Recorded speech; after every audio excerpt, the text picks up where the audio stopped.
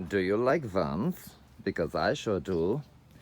So in case you're wondering what you're looking at, this is the inside of a geyser or a boiler. The ones we use in South Africa for the most part. Here you'll see a ceramic coating that I've spoken about a lot. But anyways, so this is my first attempt at a worm composting heap in a long time. I've set up other systems before just to harvest the juices from composting materials to feed to the plants. But now, as fate would have it, there were once again a few earthworms left over from a fishing trip. So we don't want to let them go to waste or set them free unnecessarily when they can be put to good work for us. So I've split this drum in half, done a rudimentary frame to stand it on. And over here, you'll see I've got an outlet. To prevent that outlet blocking, I found this sort of filter basket, which you'll see has got a lot of nice fine mesh. And shove the pipe in there. That pipe will go through that hole over there to the outside as such. Down there will be a bucket, and effectively this is to help the worms not drown. So should this thing get too much rain or water, then this will make sure you've got drainage. So that's going to stand like that.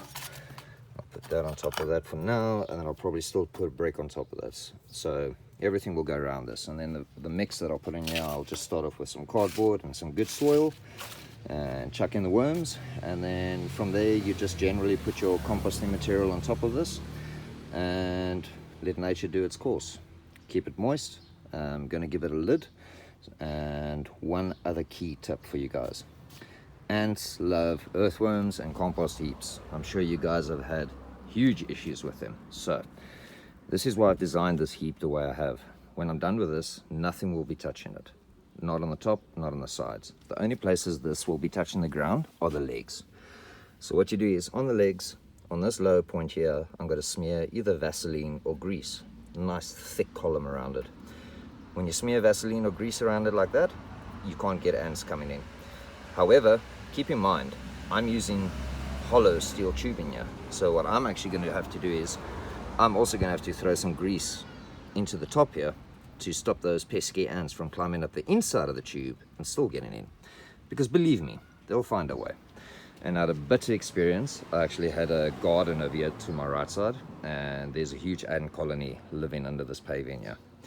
So yeah, there's a nice little earthworm setup for you guys. And the water that you harvest from this is, you can't buy anything as good in the shops. It's insane. You feed this stuff to a plant and you'll see that thing rejuvenate overnight.